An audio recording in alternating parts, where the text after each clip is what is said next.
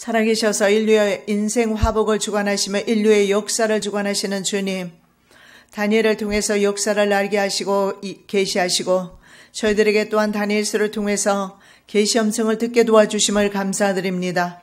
오늘도 깨닫는 은사가 있게 도와주시옵시고 말씀의 지혜를 도와야 주시어서 하나님께서 우리에게 계시하시고자 하는 그 모든 말씀을 깨달아 알게 도와주시옵소서. 거룩하신 예수 그리스도 이름으로 기도드립니다. 아멘. 자, 오늘도 바쁠 것 같아요. 예. 자, 바로 말씀 보겠습니다. 세상 제국은 반드시 멸망한다. 두 번째 시간입니까? 자, 2번 작은 뿔이 등장하는 것을 볼 수가 있습니다. 9절 말씀에 그중 한 뿔에서 또 작은 뿔 하나가 나서 남쪽 그리고 동쪽 영화로운 땅을 향해서 심히 커졌다. 이렇게 말씀합니다. 자, 이 4개의 뿔 중 하나입니다.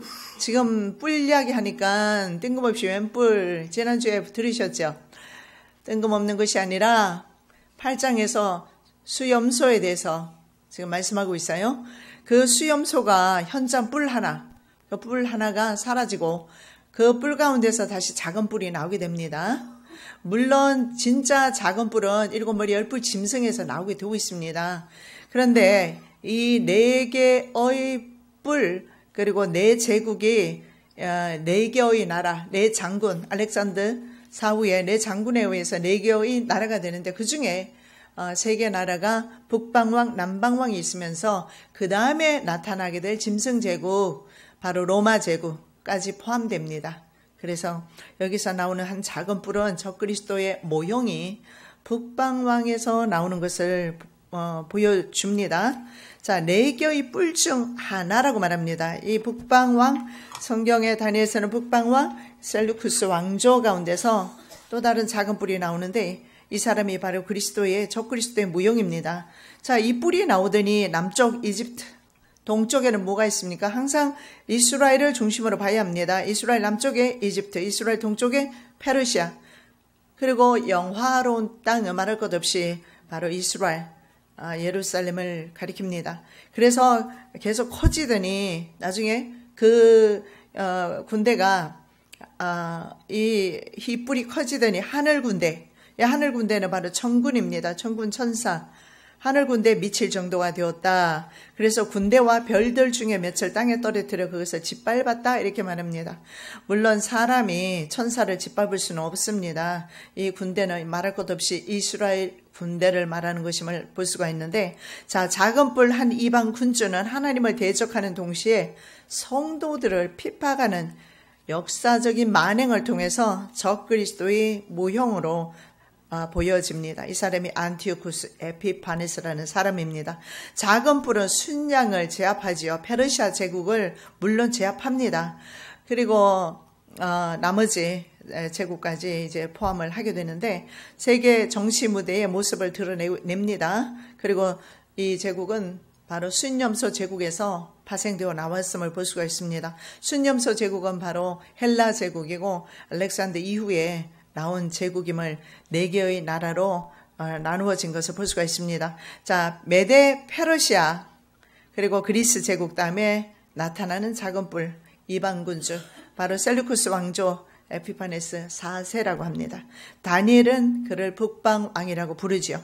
자, 이 사람은 BC 175년, 지금으로부터 한 2175년 전부터 BC 164년까지 오늘날 여러분 그 내전이 일어나고 있는 시리아를 다스린 왕입니다. 그래서 셀루쿠스 왕조 가운데서는 8대 왕이 되겠습니다. 이 작은 뿔이 말입니다. 작다라고 이렇게 나와 있어요. 큰 뿔이 아니라 작은 뿔, 짜이르라는 단어를 쓰는데 짜이르는 어떤 원어에서 나왔느냐 하면 아주 보잘것없다, 뭐 이런 보잘것없다는 뜻에서 작은이 나왔어요. 그래서 안티오쿠스 에피파네스가 굉장히 보잘것없는, 물론 왕이지요. 왕이지만 그는 바로 도덕적으로나 영적으로 형편없는 왕인 것을 보여줍니다. 왜냐하면 이 안티오쿠스 에피파네스는 형의 아들을 죽이고 왕위를 찬탈한 자입니다. 그래서 비열한 왕이죠. 그래서 도덕적으로 영적으로 그 사람이 그래서 보잘것없는 것입니다. 적그리스도도 마찬가지입니다. 그리스도 흉내내면서 그리스도 왕국을 빼앗으려 하기 때문에 적그리스도도 무가치한 것입니다. 그리고 우상과 같은 것이죠. 자, 아덴에서 출생했습니다. 이 안티쿠스 에피파네스는 아덴은 그리스 아덴입니다. 아테네. 예, 성경에는 아덴. 로마에서 그리고 12년 동안 인질로 있으면서 헬라 문화와 국제 정세를 배우게 됩니다. 그래서 이 사람이 나중에 팔레스타인 지역까지 헬라화 시킵니다. 이교화 시키는 거죠. 하나님의 도성을. 자, 그는 재위 기간 내내 약탈 전쟁을 합니다. 특히 남방의 이집트 왕, 이집트 톨레미 왕조라고 합니다. 이 왕조와 계속 전쟁을 하게 됩니다. 그리고 심지어는 페르시아 내륙 지방에 이르는 지역을 닥치는 대로 약탈합니다. 왜냐하면 4개의 나라로 나눠줬지 않습니까? 그래서 나머지 나라를 그렇게 약탈을 하는 것입니다. 서로 영토 전쟁인 거죠. 자, 북방왕 셀루쿠스 왕조, 남방왕 이집트 톨레미 왕조 사이에 전쟁이 150년간 이어지게 됩니다. 그것을 기록한 것이 다니엘서 12장. 이거 지금 이해해 놓으면 다니엘서 11장이 좀 쉬워집니다. 귀담아 들으시기 바랍니다. 예, 열심히 귀담아 듣고 계세요. 자, 이 전쟁 중에 하나님께서 세상을 위해서 당신을 위해서, 당신의 나라를 위해서 특별히 선택하신 땅이 있어요. 이 땅을 다니엘은 영화로운 땅이다 이렇게 말하고 있어요. 자, 그런데 이 영화로운 땅이 말입니다. 영화로운 땅인 이스라엘이 북방왕이 내려오면서 이스라엘을 밟고 내려가고, 남방왕이 북방왕을 치러 올라가기 위해서는 가나안 땅을 통과할 수밖에 없어요. 그 외에는 사막지대이기 때문에 어쩔 수 없이 사람 사는 지역으로 통과해야 물과 음식을 공급받을 수가 있어요. 그래서 150년간 계속 올라갔다 내려갔다 하면서 그 사이에서 이스라엘 백성은 말로 다 할 수 없는 고난과 고통을 당합니다. 역사 가운데 그렇게 고난을 당할 수가 없어요. 물론 이스라엘의 역사는 고난의 역사입니다. 그 이후에도 히틀러에 이르기까지 얼마나 많은 유대인들이 참혹하게 살해를 당합니까? 그런데 이때도 마찬가지입니다. 그리고 유대인들이 자신의 신을 전쟁의 신으로 믿었어요. 왜냐하면 전쟁할 때 그 엘리 제사장 시대에 법궤를 가지고 전쟁터에 나가잖아요. 그래서 우리 하나님은 전쟁에 승리하는 신이다. 전쟁의 신이다. 그것을 믿고 법궤를 가지고 갔는데 어이없이 패워버리죠. 왜냐하면 하나님의 백성을 버렸기 때문에 그런 거예요. 그래서 현재 알라사드 정권이 시아파 정권입니다. 이 시아파 정권이 장악하고 있는 곳이 시리아입니다. 이 시리아가 연대하고 있는 나라가 바로 이란이라든가 예멘이라든가 이런 나라들, 우리나라도 예멘하고 친하죠. 예멘 난민들 많이 받아주고 있고, 그리고 시리아와도 아주 친하죠. 그리고 북한은 말할 것 없이 친하고, 그들 나라의 모든 무기를 북한이 현재 대주고 있고, 이런 나라들, 시아파, 수니파는 미국과 사우디아라비아 이런 나라들이 서로 친밀하죠. 우리는 거기서 옛날부터 전통적으로 그렇게 왔는데, 친미국가로 왔는데 우리는 지금 떨어져 나가기 시작하고 있는 것입니다.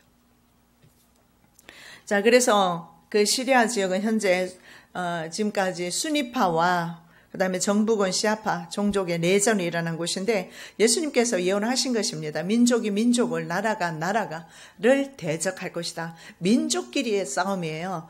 그 이란은 페르시아 민족이고, 그리고 나머지 수니파는 아랍인들입니다. 아랍 족속입니다. 그런데 한 혈통을 가지고 있는데 민족끼리 싸움을 하고 있고, 그러면서 동시에 나라로 나뉘어져 있어서 나라끼리, 민족끼리 전쟁하고 있어요.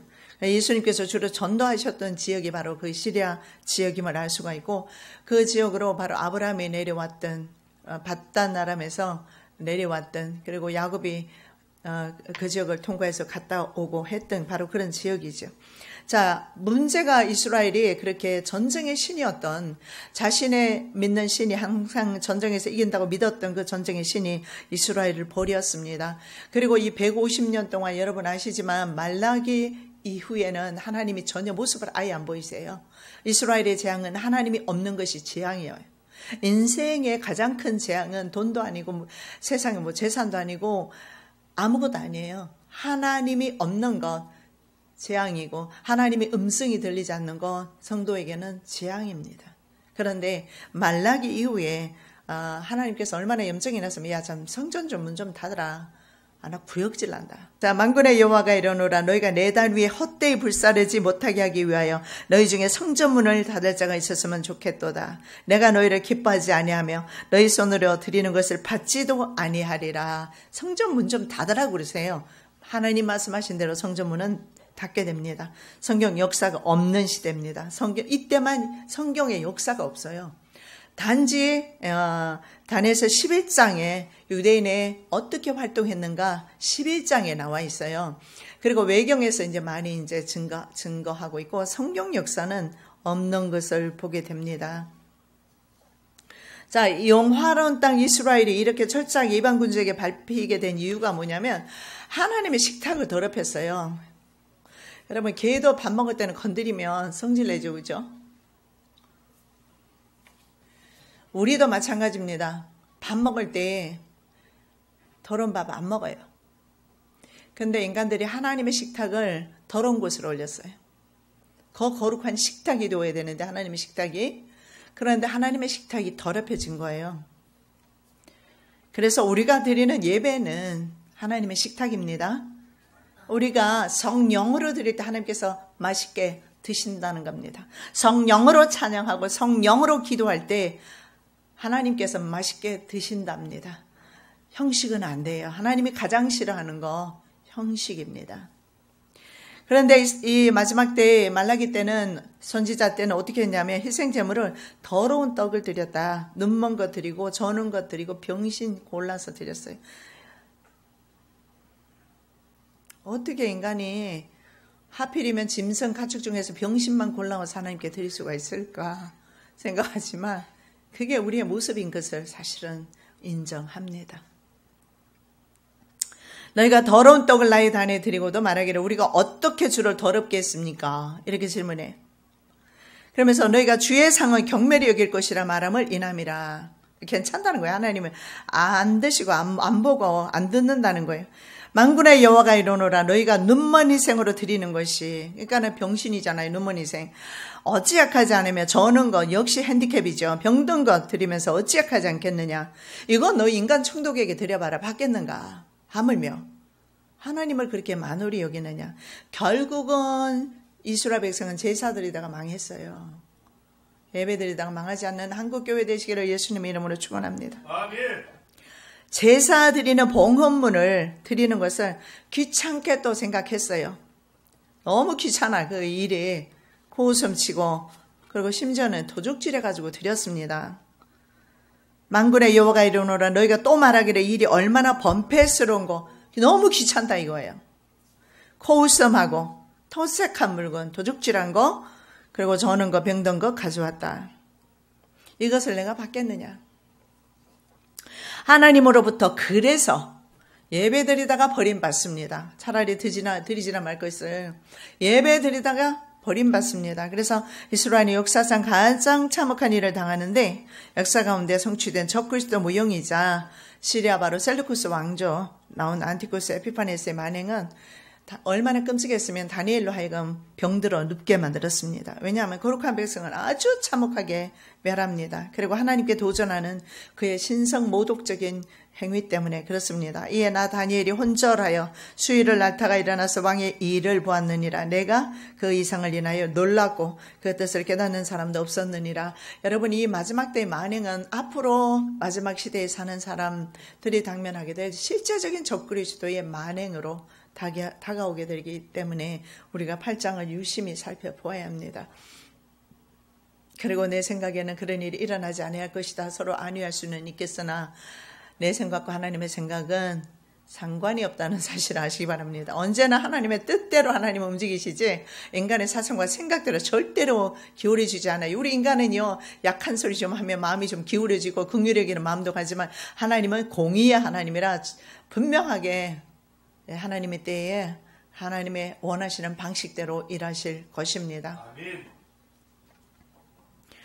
자, 하늘 군대와 별들 중에서 일부를 땅에 떨어뜨립니다. 10절 그것이 하늘 군대에 미칠 만큼 커져서 그 군대와 별 중에 몇을 땅에 떨어뜨리고 그것을 짓밟고 용의 권세를 받습니다. 작은 뿔이 인간의 능력 이상의 업적을 성취하게 됩니다. 하늘 군대 츠바 하샤마임이라고 하는데 이것은 바로 하늘 군대 천사들을 가리키지요. 그리고 별들 코바빔이라고 합니다. 일부러 땅에 떨어뜨릴 만큼 강성하다.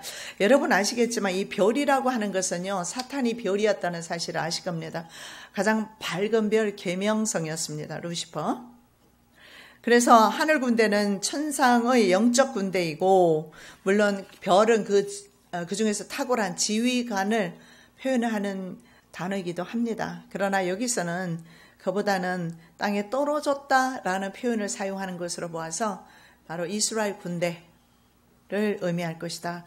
이스라엘 군대까지 건드렸다는 거죠. 그래서 이스라엘 군대가 뭐가 있겠습니까마는 각계 전투로 용병이 아니라 그 마카베오라는 그 5 형제와 아버지를 중심으로 해서 투쟁하는 것을 볼 수가 있습니다.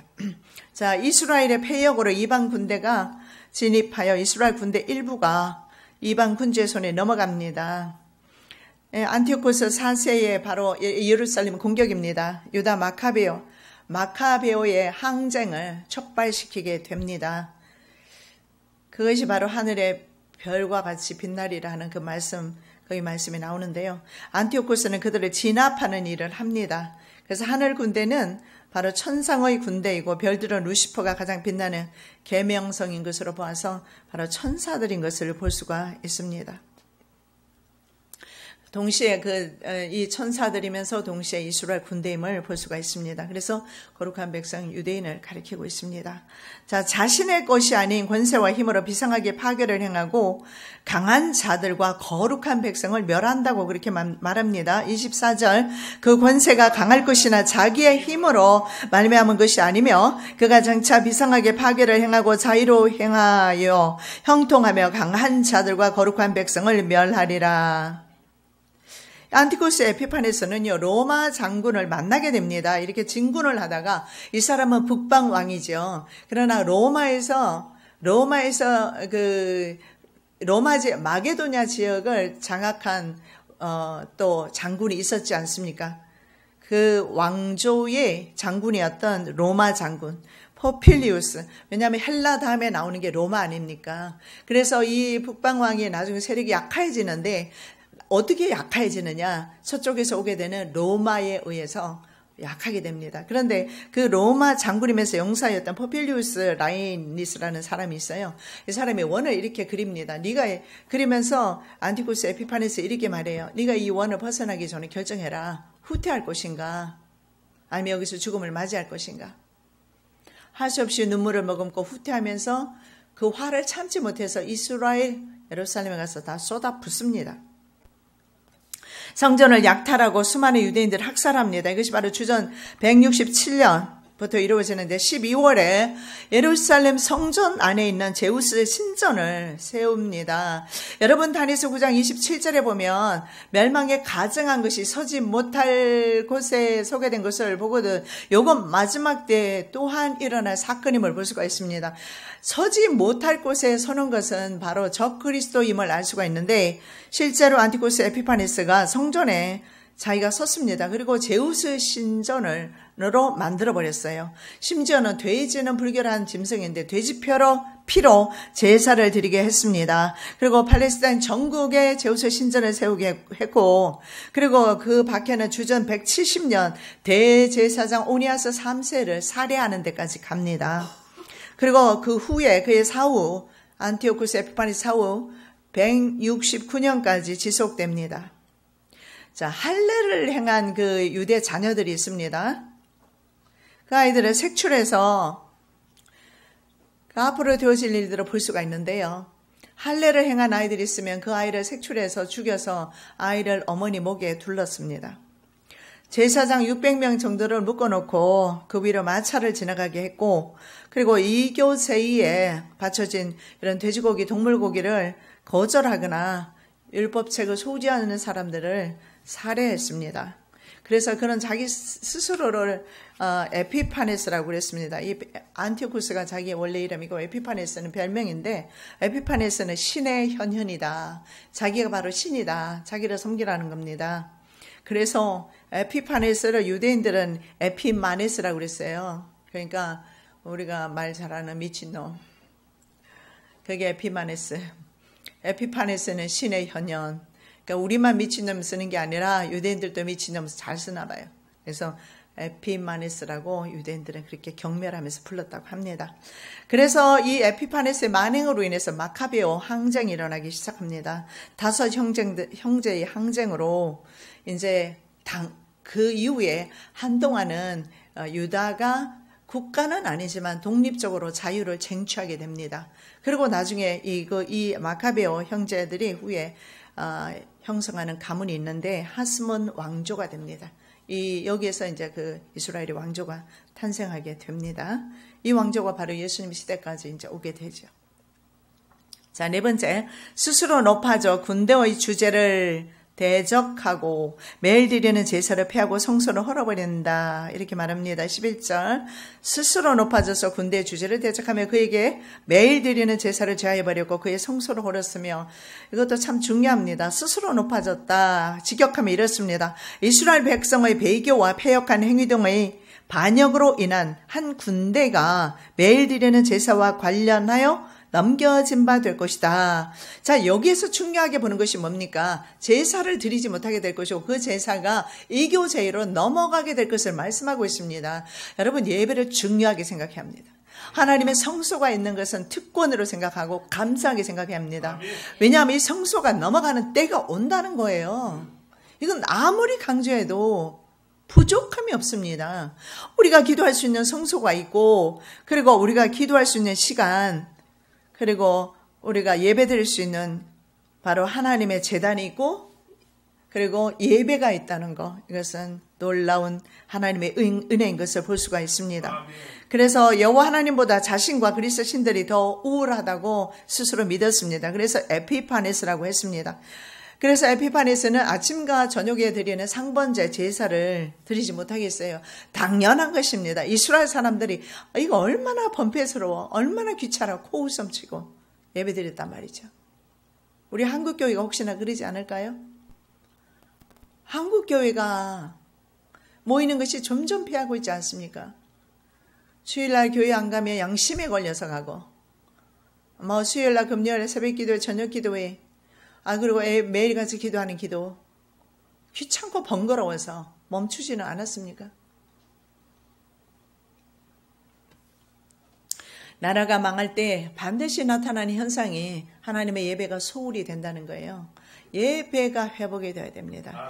아무리 마지막 때도 교회는 예배가 회복되어야 되고 온전한 예배가 드려져야 되고 하나님이 받으시는 하나님의 식탁이 아름다운 식탁이 둬야 합니다. 하나님께서 식탁을 맛있게 드셔야 나라를 보존하고 생명을 보존하실 것 아닙니까? 이스라엘 백성들이 스스로 하나님의 식탁을 경멸히 여겼고 하나님의 제사를 능멸했고 하나님을 만나는 것을 싫어했고 귀찮아했더니 나중에는 어떻게 돼요? 하나님이 아닌 다른 신을 섬기게 되는데 그것은 살인과 피로 뒤범벅이 되는 믿음을 지켜야 할 때 믿음을 지키기 위해서는 피 흘려야 되는 그런 환경까지 나아가는 것을 보게 되는데 결국은 자기 환경은 자기 스스로 선택한 것임을 볼 수가 있습니다. 그래서 매일 드리는 상번제 없앴습니다. 잘 됐지 않습니까? 그렇게 드리는 거 귀찮아했으니 상번제를 없애버렸어요. 그리고 성전을 일부러 부정하게 만들어버리고 안식일과 절기를 지키지 못하게 하고 심지어는 먹는 음식과 할례도 금지시키고 성소를 헐어버렸습니다. 군대 주제를 대적하죠. 군대 주제는요, Prince of the Army입니다. 사르 하차반데 하나님을 대적해요. 왜 그렇습니까? 하나님의 백성들이 하나님을 경외하기를 그치니까 이 적그리스도와 세상 사람들이 하나님 알기를 우습게 하는 거예요. 그래서 하나님을 대적하는 데까지 나가고 있습니다. 여러분, 우리가 정말 삶 가운데서 잘 살아야 합니다. 정말 모범적으로 살아야 되고 정말 한순간도 우리가 놓치지 아니하고 그리스도인답게 살아야 합니다. 그래야지 하나님의 영광이 더럽혀지지 않아요. 그래야지 이방인들이 하나님의 영광을 더럽히지 않고 하나님을 모욕하지 않습니다. 우리가 모욕하니까 이방인들이 모욕하는 거예요. 우리 교회가 모욕하니까 이방인들이 모욕하는 겁니다. 하나님의 종들이 하나님을 무시하니까 이방 사람들이 하나님을 무시하는 거예요. 하나님과 성도를 모욕하고 성전 제사를 금지시키는 이런 일들로 인해서 그래서 적그리스도 모형입니다. 자, 마지막 때는 제3성전이 세워지고 7년 중간에 적그리스도가 성전 제사를 폐지합니다. 금지합니다. 금지되는 날이 온다고요. 분명히 말씀드리면 옵니다. 우리는 그 전에 휴거될 거라고요. 휴거될 거면 성전 제사는 누가 드리는데요, 그러면? 성전 제사를 드리는 거룩한 백성이 남아있지 않습니까? 그리고 성전 제사가 폐하여진다고 다니엘서 9장 27절에 분명히 말씀합니다. 한번 읽어보시겠습니다. 그가 장차 많은 사람으로 더불어 한 일의 동안의 언약을 굳게 정하겠고 그가 그 일의 절반에 제사와 예물을 금지할 것이며 또 잠풍하여 미운 물건이 날개를 우지하여 설 것이며 또 이미 정한 종말까지 진노가 황폐케 하는 자에게 쏟아지리라 하였느니라. 예, 한 일의 동안 7년입니다. 커비넌트, 계약을 굳게 정하겠고 하나님께서 허락하신 기간입니다. 7년. 그 일의 절반에 제사와 예물을 금지할 것이다. 예배 드리는 사람이 있어요. 하나님은 신실한 백성이 남아있어요. 그럼 이 사람은 왜 휴거 안 되고 있습니까? 휴거 돼야지. 말씀은 내가 듣고 싶은 것만 듣고 취하고 싶은 것만 취하고 이것이 말씀 아닙니다. 때로는 듣기 싫은 말씀, 귀가 울리는 말씀, 그런 말씀까지도 아멘으로 받을 수 있어야 합니다. 자, 진리를 땅에 던지며 자의로 행하며 형통한다. 그렇게 말합니다. 범죄함을 인해서, 이스라엘의 범죄함을 인해서 매일 드리는 제사가 그에게 붙임받았다. 범죄함을 인해서 이거 심각한 문제입니다. 한국의 범죄함을 인해서, 우리 교회의 범죄함을 인해서 국가가 이 지경이 된 것입니다. 범죄함을 인하여 백성과 매일 드리는 제사가 그것에게 붙임바, 그 더러운 것에게 적그리스도에게 붙임바 되었다. 예, 우리가 예배 드리면 됩니다. 우리가 온전한 예배 드리면 됩니다. 온전한 번제 드리면 됩니다. 성령으로 우리가 드리면 됩니다. 뭐 다른 교회 말할 것 없어요. 우리 교회가 드리면 되고 다른 사람 말할 것 없어요. 내가 드리면 되는 거잖아요.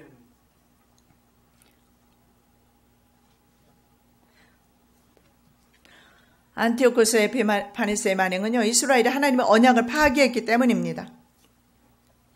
그래서 마카베오 상하에서 보면 유대인들이요, 그리스 신을 섬겼다고 그렇게 증가하고 있어요. 마카베오 상하에서 보면 여호와 신앙을 버리고 그리스 신들, 그 대가를 치르는 겁니다. 유대인들 박해가 모세오경 토라 성경을 찢는 일부터 시작되었다고 합니다. 그는 성경을 불태웠습니다. 성경을 갖고 있거나 말씀에 충성하는 사람들을 죽여버렸습니다. 마카베오상 1장 56절 57절에 보면 나와 있는데, 중국도 현재 있잖아요. 교회들을 전부 문 닫게 하고 있어요. 중국에서는 벌써 탄압이 이루어졌고, 여러분 다음에 제가 시간 되면 미국의 부통령 펜스입니까? 그분이 연설한 것을 우리가 한번 다뤄보겠는데요. 정확하게 이 시대에 대해서 짚고 있어요. 그런데 중국이 기독교인들을 탄압하고 교회 문을 닫고 하고 있는 부분을 언급하는 것을 제가 들어봤습니다. 먼 나라 중국의 이야기인가요? 중국의 영향을 받고 중국을 따라가고 있는 우리나라 이야기는 아닐까요? 범죄함을 인해서 넘겨주었다.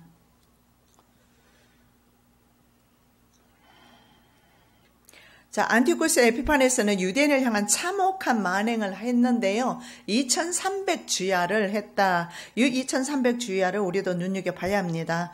그의 재위 기간인 주전 167년부터 164년.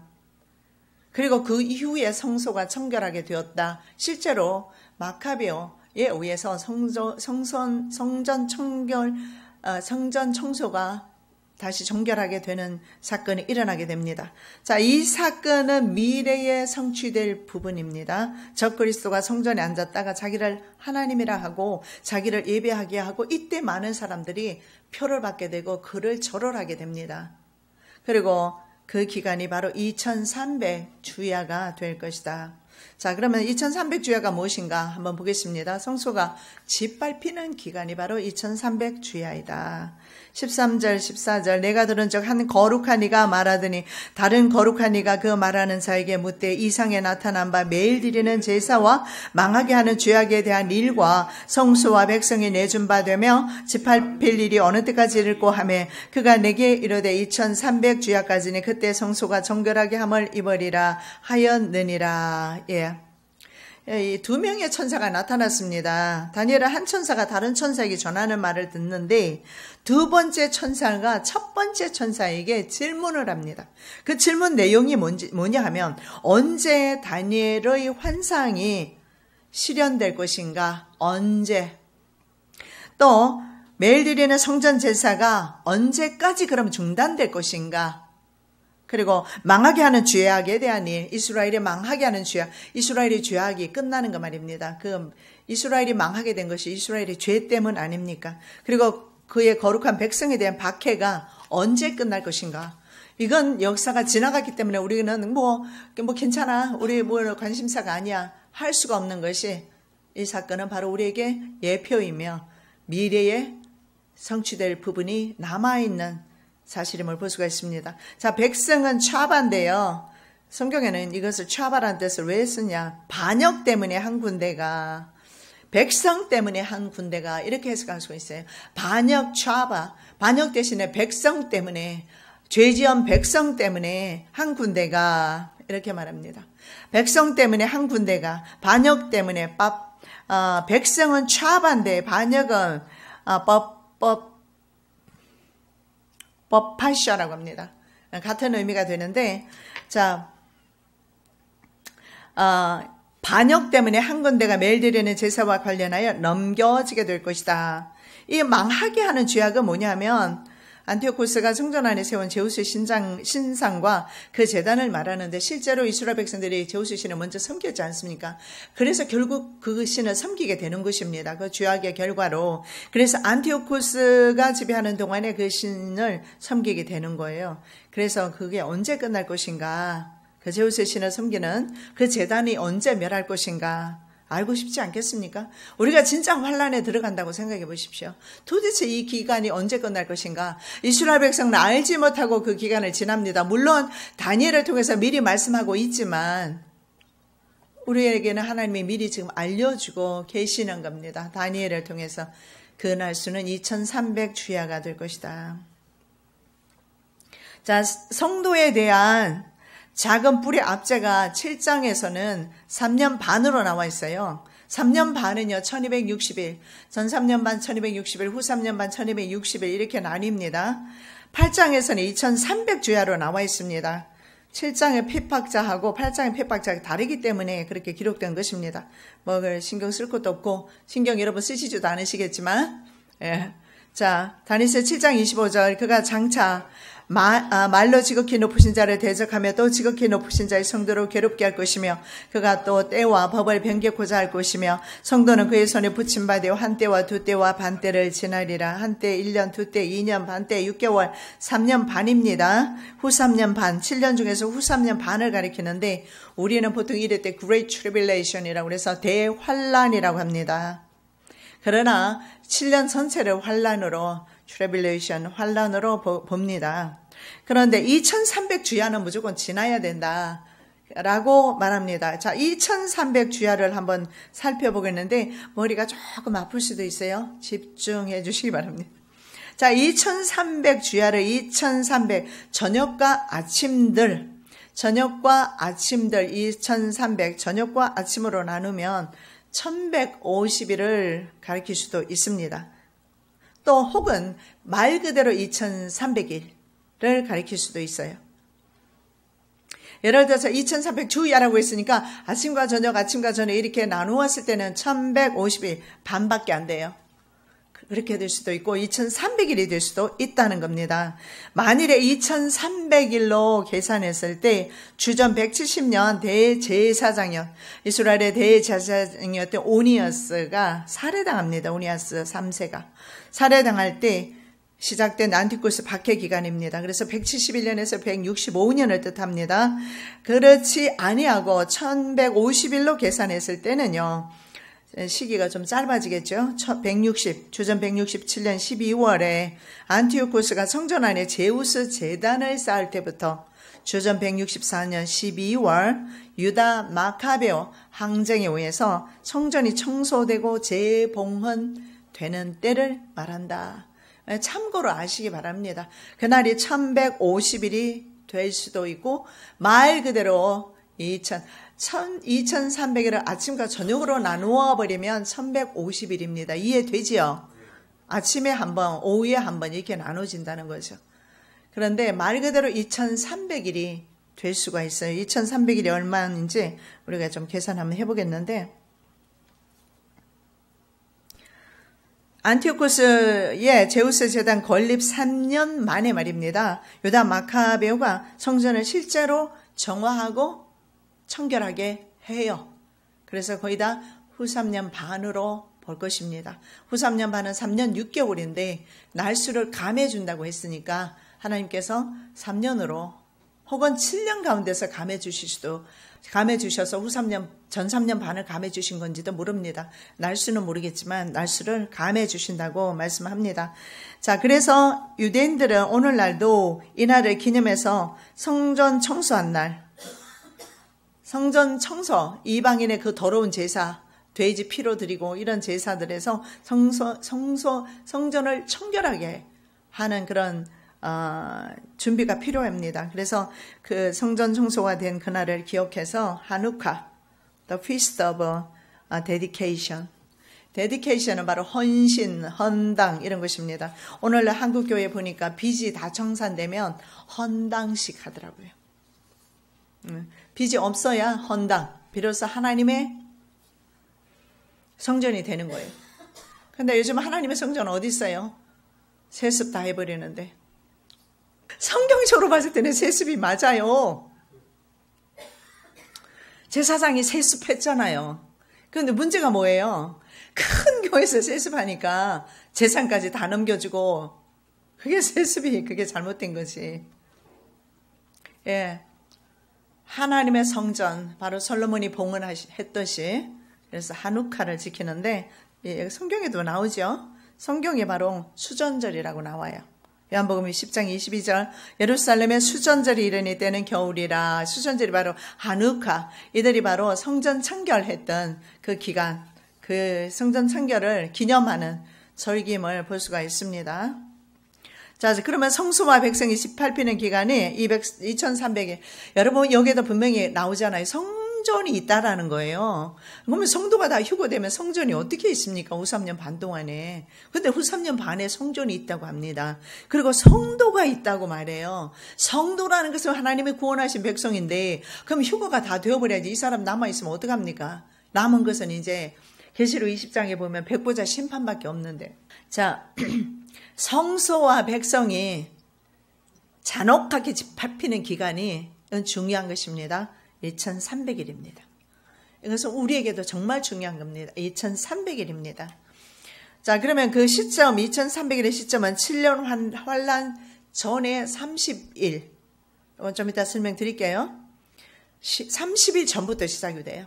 그리고 7년이 끝나는 지점까지입니다. 그래서 계산을 하면 1260일 더하기 1260일 더하기 30일은 얼마입니까? 2550일입니다. 이거 기억하셔야 돼요. 자, 그러면 2300일이 되려면 2550일에서 얼마를 빼면 될까요? 250일을 빼면 2300일입니다.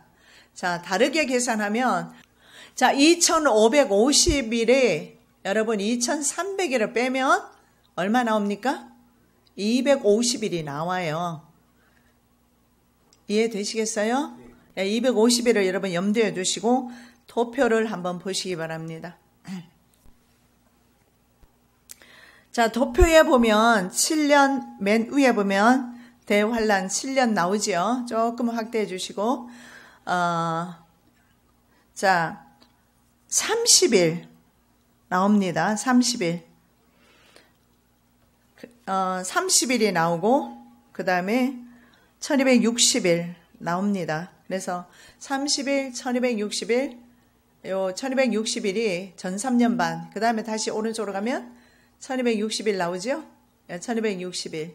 그래서 전 3년 반 1260일, 후 3년 반 1260일. 그것이 바로 1260일, 1260일. 거기에 30일을 더했을 때 앞에 30일 나오죠? 더하면 2550일이 됩니다. 자, 30일을 빼면 2520일이 물론 되겠지요. 자, 그렇다면 그 다음에 우리 도표를 보시겠습니다. 다시 한번 확인하는 겁니다. 전 3년 반 1260일 더하기 후 3년 반 1260일은 2520일입니다. 지금 반복하고 있어요. 이해를 도두기 위해서. 자, 그 다음에 2520일, 1260일. 이것은 7년을 가리키는 날수입니다. 7년. 전 3년 반 1260일, 후 3년 반 1260일을 합하면 2520일 밖에 안 돼요. 그런데, 앞에 30일이 더 있게 됩니다. 이것은 좀 이따 설명드릴 텐데, 2520일에 30일을 더하면 2550일. 2550일에서 2300 주야를 빼면 250일 남습니다. 그래서 7년 대환란은 언제부터 시작되느냐? 7년 중에서 바로 250일째. 그때 바로 제3성전에서 첫 제사가 드려지는 시기입니다. 이 제사가 드려지면서 그때부터 카운트다운 되기 시작해요. 물론 전 3년 반 동안은 제사 드리게 합니다. 후 3년 반이 금지시키죠. 그러나 이때부터 카운트다운 되어서 바로 다니엘이 말하는 2300 주야입니다. 자, 그래서 적그리스도가 성전 제사를 허락하고 이스라엘은 그들과 동맹을 맺게 됩니다. 그래서 팔레스타인과 동맹을 맺든지 일단 적국과 동맹을 맺으면 이제는 평화 협정이 맺어진 거예요. 이게 바로 성경이 말하는 다니엘서 9장 27절에 말하는 계약입니다. 팔레스타인과 이스라엘과 팔레스타인이든지 하여간 이렇게 계약을 맺게 되면 그때가 바로 7년 계약이라는 거예요. 7년 환란이라는 겁니다. 그러나 전 세계 동물 애호가들이 살아있는 동물을 어떻게 무참하게 그렇게 매일같이 상반제로 드리잖아요. 아침 저녁으로. 그래서 반대하면 그것을 빌미로 해서 금지시킬 가능성이 큽니다.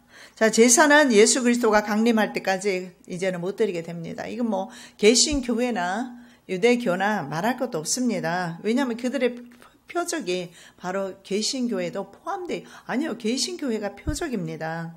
자, 그래서 우리 다니엘서 9장 27절 아까 우리가 본 말씀인데 한번 더 봅니다. 자, 그가 장차 많은 사람과 더불어 한 일의 동안의 언약을 굳게 맺고, 자, 여기 언약입니다. 이게 커비넌트예요. 계약이죠. 그가 많은 사람들과 더불어 한 일의 동안에, 그거는 누굽니까? 적 그리스도입니다. 다른 사람과 더불어 언약을 굳게 맺습니다. 많은 사람이라고 나왔는데 영어 성경에 보면 many strong leaders로 나와 있어요. 전 세계의 정상들의 동의를 구한 적그리스도, 그들의 동의를 구하고 그들의 지지 가운데 이제 세계 왕으로 등극하게 돼요.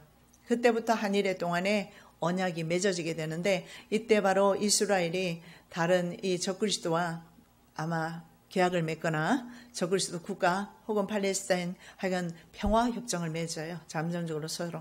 우리 제사를 허락할 테니까 너는 이 세계 왕을 인정해라. 이렇게 될 것입니다. 그래서 그 다음 말씀 보면 그러나 굳게 맺지만 그 일의 절반이 제사와 예물을 금지할 것이다. 그리고 포악하여 가증한 것이 날개를 오지 않을 것이다. 이건 예수님께서 마태복음에도 24장 이하의 말씀에 보면 마지막 때에 말씀하시면서 다니엘의 말한 바 다니엘이 말한 그 멸망에 가증한 것이 선 것을 보고도 너희들은 산으로 도망하라. 그 말씀이잖아요. 바로 저 멸망에 가증한 것입니다. 날개를 의지하여 서서 바로 자기가 날개를 의지한다는 것은 여러분 성경에 기억나세요? 그 시은자 위에 스라비의 날개를 펴고 있습니다. 바로 그것은 하나님의 보좌입니다. 자기가 날개를 의지했다는 것은 바로 자기가 하나님의 보좌에 앉았다라는 것을 의미합니다. 이때 그가 보좌에 앉았을 때 성도들이 얼마나 힘든 세월을 지났겠습니까? 유대인들이 지났는데 우리는 안 지난다고 그렇게만 생각할 수는 없어요. 유대인들이 예배를 경멸하다가 그렇게 됐습니다. 오늘날 한국교회가 전 세계 교회가 하나님을 경멸하고 하나님은 없는 것처럼 무신론하게 행동하다가 그 일을 만나게 될 것입니다. 그래서 이미 정말 그것이 바로 우리는 계산하고 있잖아요. 그죠? 7년 지금 2550일 엄밀하게 말하면 2300주야죠. 2300주야. 진노가 황폐케 하는 자에게 쏟아지리라. 자, 30일과 그러면 45일에 대해서 여러분 왜 이게 나왔을까요? 지금 여기는 오늘 말씀에는 제가 하지 않았는데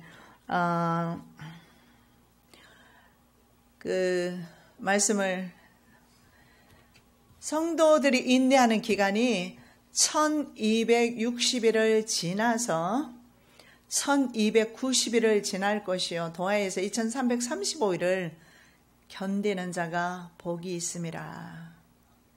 2335일은 1260일 더하기 30일.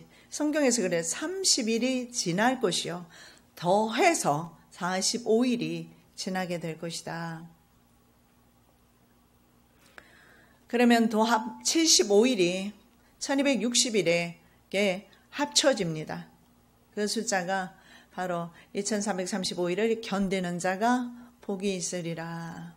그래서 이 복복자 따라서 저희 아버지가 제 이름 지어주셨어요. 그래서 나중에 이거 귀한 줄 알아서 내 이름 어렵지만 내 이름 끝까지 죽는 날까지 지키기로 했답니다. 잘 부르고 못 부르고는 그 사람 부르는 사람 사정이고 나는 내 이름이 좋아서 그전에는 아버지 나 이름 바꿔줘요. 나 이름 진짜요. 이름 뭐 이런 이름이 다 있어요. 막 그리고 우리 아버지를 많이 졸랐어요. 그랬더니 절대 우리 아버지가 안 바꿔줘요. 그래서 내가 커서 내 돈 벌면 내가 바꿔버려야지. 미국에서 시민권 딸 때 이름 바꿀 기회가 있어요. 바꿔도 됩니다. 안 바꿨어요. 왜냐하면 나는 천국의 복이 가장 소중해. 천국의 천년왕국의 복을 누리라고 그 이름을 주셨는데 2335일을 견디는 자가 복이 있다 그랬습니다. 그래서 30일과 45일에 대해서는 신학자가 의견을 내놓은 것이 없어요. 유일하게 저희 아버지 것을 저는 그래서 좋아하고 저는 그렇게 생각을 합니다. 저희 아버지가 그래서 30일을 저도 그래서 아까 도표에 30일을 앞에다 놓잖아요. 물론 뒤에다 놓을 수도 있어요. 그건 몰라요.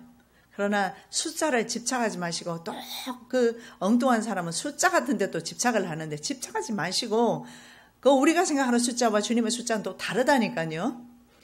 그런데 저희 아버지는 이 30일을 바로 성전 청결 기간으로 봤어요. 왜 그러냐면 성전이 지금까지 보십시오. 이스라엘이 지금 이스라엘이 국가가 독립이 되었지만 지금까지 성전 제사는 파괴되었습니다. 한 번도 드려진 적이 없어요. 그래서 성전 제사 이제 7년 대환란 8개월째 첫 제사를 드리기 전에 뭘 해야 될 것인가? 성소를 세우고 성소를 거룩게 하는 작업을 할 것이다. 그래서 30일을 앞에다가 그래서 내가 도표에다가 앞에 내보낸 거예요. 그래서 그렇게 30일. 그럼 45일은 무엇인가? 7년 환란 지난 후에 그 다음에 천년 왕국으로 들어갑니다. 그래서 저희 아버지는 45일에 천년 왕국 들어가기 전에 천년 왕국 조직 기간. 이것도 상징적이죠. 그렇게 해서 성경에 베드로 사도가 우리에게 말씀하시기를 우리는 바로 왕 같은 제사장이요. 그래서 왕으로 세우시고 제사장으로 세우시는 데가 45일이 아닌가 그런 견해만 있습니다. 그러나 확실히 그 내용은 어떤 내용인지 성경에서 말씀하고 있지 않아요. 성경에서 12장에 다니엘서 12장에 보면 1260일을 견뎌라. 1290일을 견디고 1260일은 물론 후 3년 반이겠죠. 그리고 뭐라고 말합니까? 1290일을 지날 것이고 기다려서 2335일을 견디는 자 복이 있다. 견디시기를 예수님의 이름으로 축원합니다. 사랑의 예수님 감사합니다. 마지막까지 믿음으로 견디게 도와주시고 주님 오시는 그날까지 믿음으로 준비하게 하옵시며 세상 풍조 따라 살아가다가 세상 멸망당할 때 멸망당하지 않도록 은혜 내려 주시옵소서. 거룩하신 예수 그리스도 이름으로 기도드립니다. 아멘.